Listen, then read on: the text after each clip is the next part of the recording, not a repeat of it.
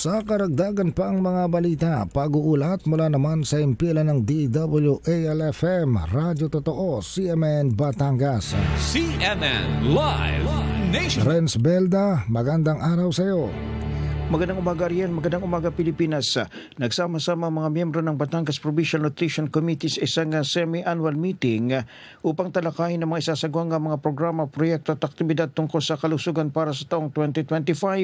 Ito sa patuloy na layunin at kagustuhan ng nasabing komitiba na masugpo ang malnutrisyon sa lalawigan ng Batangas at mapanatili ang pagkakaroon ng malakas na pangatawan ng mga Batanggenyo.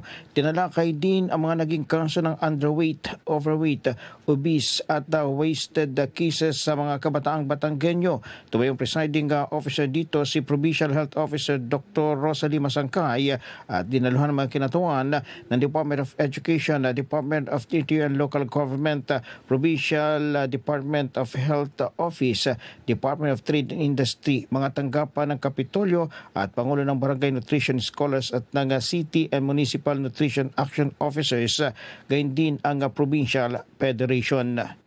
Mula sa DWLFM 95.9, ito si Renz Belda ng CMN Batangas, nagulat live para sa CMN Pilipinas.